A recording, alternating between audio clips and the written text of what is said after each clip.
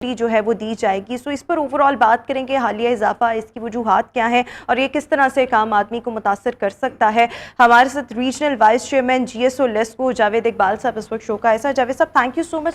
सबसे पहले तो इजाफा, इसकी क्या वजूहात है? हम तो हर थोड़े अरसे बाद इजाफा देखते हैं, लेकिन अभी ये जो ₹1.60 फी यूनिट का इजाफा है, इसके पीछे क्या वजूहात है? बिस्मिल्लाहिर्रहमानिर्रहीम। देखें, ये इजाफा तो आपको पता है IMF की शराइत की वजह से है। ठीक है। हम लोग भी जो जितनी भी ये चेंजेस देख रहे हैं IMF के प्रेशर की वजह से सारी हो रही हैं। और इसके अलावा ये ₹1.60 आपने 63 पैसे कहे हैं, इसके अलावा थोड़ा सा इजाफा और भी है। वो 1 जुलाई से शायद नाफिजुल अमल होगा। वो ECC का इजलास हुआ था 2 मार्च को। ठीक है। उसमें उन्होंने जो डिसीजन किया है वो ये है कि जो ₹3.23 इजाफा होगा पर यूनिट में। ₹3.23 पर यूनिट में जी। और उसमें नॉन कमर्शियल सारिफीन जी, नॉन कमर्शियल सारिफीन। ठीक है। और उसमें जो हमारे प्रोडक्टिव कस्टमर हैं जो 200 यूनिट इस्तेमाल करते हैं 3 महीने तक, उनके लिए 43 पैसा इजाफा है। और जो उसके अलावा जो कंज्यूमर है उस पर ₹3.23 इजाफा है। ठीक है। तो ये सारा जो भी हो रहा है ये सारा ड्यू टू IMF हो रहा है। बिल्कुल ठीक हो गया। लेकिन इसके साथ साथ ये जो टैरिफ का हम एक अगर स्ट्रक्चर देखें या कीमतों के तयन की पॉलिसी, इसमें आपको लगता है कोई तब्दीली आनी चाहिए जो बिजली की कीमतों में इजाफे को मतलब थोड़ा सा क्लियर कर सके कि क्या वजह क्या है, पॉलिसीज़ आपकी कैसी हैं? एक तो चले IMF हो गया ना, लेकिन इसके अलावा देखिए, इसके अलावा हमारी एज अ कंपनी रिक्वेस्ट है, देखें हमारी, और एज अ यूनियन हम जिसको रिप्रेजेंट कर रहे हैं, हमारी यूनियन का हमेशा ये मौक़िफ़ रहा है कि जब आप बिजली की प्राइसेस बढ़ाएंगे ना, हमारे जो जनरल सेक्रेटरी खुर्शीद साहब, उन्होंने हर जगह ये कहा है कि जब आप बिजली की प्राइसेस बढ़ाएंगे ना, अल्टीमेटली इसकी चोरी बढ़ जाएगी। ठीक है। हाँ जी। जो पे नहीं कर सकेगा वो चोरी करेगा। जब अब चोरी करेगा आपका डेट सर्कुलर बढ़ेगा, आपके लाइन लॉसेस बढ़ जाएंगे।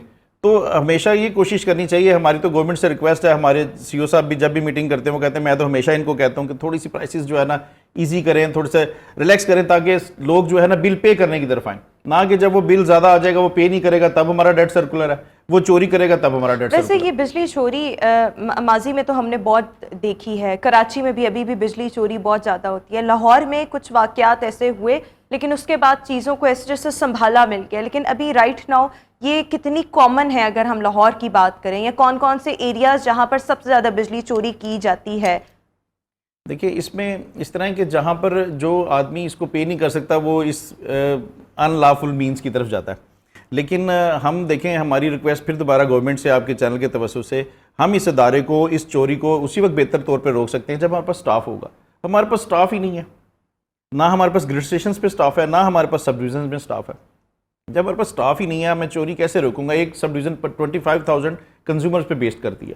अब 25,000 कंज्यूमर में से आप लगा लें कि अगर सुबह की शिफ्ट है उसमें 5 आदमी भी हैं, तो अगर वो 25,000 में से 500 बंदों की कंप्लेन भी आ गई या 100 बंदों की कंप्लेन भी आ गई, तो वो तो ठीक करने जाएंगे या चोरी को देखने जाएंगे।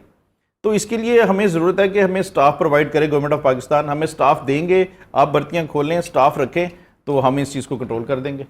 बिल्कुल ठीक है। नहीं, आप कह रहे हैं कि यहाँ पर स्टाफ की किल्लत है, रिक्वायरमेंट आपकी कितनी है? और अभी अगर हम लाहौर की बात करें तो कितनी किल्लत का सामना है, और क्या कभी आप लोगों ने कोई इस हवाले से कोई कंप्लेन की है? और जब अगर आपने कंप्लेन की है तो उसका हमेशा से रिस्पांस क्या आया है? देखिए, हमारे जनरल सेक्रेटरी साहब जो है ना इस्लामाबाद ले गए, मिनिस्टर साहब से उनकी बात हुई, मिनिस्टर साहब ने उनको कहा है कि हम यकीन दिलाया कि हम इस पे भर्तियाँ करेंगे, हम एम्प्लॉयमेंट करेंगे, लेकिन अभी तक कुछ नहीं हो रहा। और हम 40-60 की रेशो पे काम कर रहे हैं।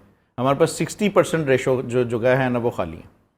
उस पर अंदाजा कर लें, यानी कि 40% आपके पास मैन पावर है, 40% लोग इस वक्त काम कर रहे हैं, इस इदारे को चला रहे हैं। और इस वक्त जो टीम बैठी है ना हमारी, यकीन जानिए हमारे CO से लेके हमारे SDOs तक इतने कॉम्पिटेंट लोग हैं कि ये सिर्फ उनकी वजह से चल रही है, वरना 40% पे चलाना इस वक्त नहायत ही नामुमकिन सी बात है। लेकिन अगर हम बिजली चोरी को देखें और लाइन लॉसेस को देखें तो ये कितनी परसेंटेज इस वक्त लाहौर रीजन में बनती है? बिजली चोरी इस वक्त कितनी हो रही है, जिससे ऑब्वियसली हमारे जो गर्दिशी कर्जे हैं उनमें भी इजाफा हो रहा है? देखिए, ये 20% से अबव चली जाती है चोरी हमारी।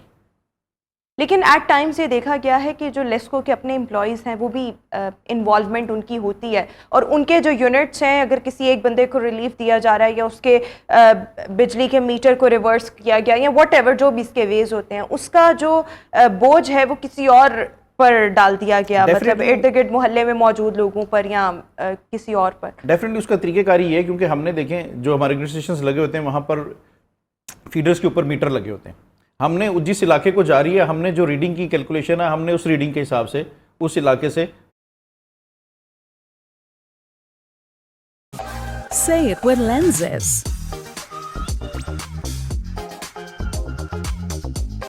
इलाके को जा रही है, हमने जो रीडिंग की कैलकुलेशन है हमने उस रीडिंग के हिसाब से उस इलाके से उस बिल लेना है। अगर वो वहाँ पे चोरी हो जाते हैं उतने यूनिट्स, सपोज ऑपरेशन वाले जो है कैलकुलेशन करते हैं, हमने 100 यूनिट बेचे हैं, वो कैलकुलेशन करके लाते हैं जी हमारे पास तो 80 यूनिट्स की जो है ना डिटेल आई है, तो डेट मीन्स 20 यूनिट्स चोरी हो गए। वो 20 यूनिट्स फिर वो कॉस्ट तो पे करनी है, वो फिर अल्लाह महल्ला वो फिर जो है बाकी बंदों को सफ़र करना पड़ता है बावजह मजबूरी, क्योंकि वो हमने पे करने हैं, हमने आगे उसकी पेमेंट करनी है NTDC को, जो दूसरे वापडा है उसको पेमेंट करनी है हमने जिनसे हम लोग ले रहे हैं, तो वो फिर अल्टीमेटली वो पे तो करने पड़ते हैं, लोगों को पड़ता है। इसलिए हम तो ये चाहते हैं, देखें हमारे अदारे का एक परसेप्शन ख़राब किया जा रहा है, अदारा बहुत ख़राब है, इसको प्राइवेटाइज कर दिया जाए, इसको बेच दिया जाए।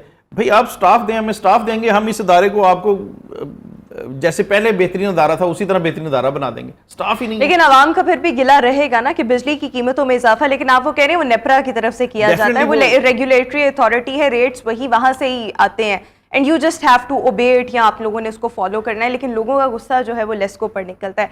बट एक आखिरी सवाल मैं आपसे ये भी यहाँ पर पूछना चाहूँगी कि सस्ती बिजली के लिए या तवानाई के मज़ीद मंसूबों के लिए क्या कोई इक़दामात, कोई इनिशिएटिव्स हुकूमती सतह पर लिए गए हैं कि आवाम को किसी ना किसी तरीके से समहाउ रिलीफ दिया जा सके, या कोई सोलर प्लांट्स हुकूमत खुद लगा दे जिसकी वजह से सस्ती बिजली पैदा हो?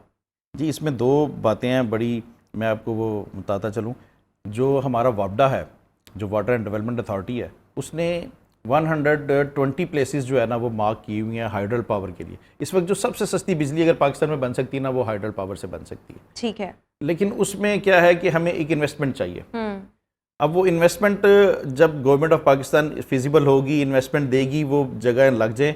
इस वक्त हमारी जो डिमांड गर्मियों में चली जाती है ना 35,000 मेगावाट तक चली जाती है, लेकिन अगर हमने वो प्रोजेक्ट्स बना लिए तो हमारी जो प्रोडक्शन होगी वो 1 लाख मेगावाट तक हो जाएगी, हम सरप्लस हो जाएंगे बिजली के अंदर।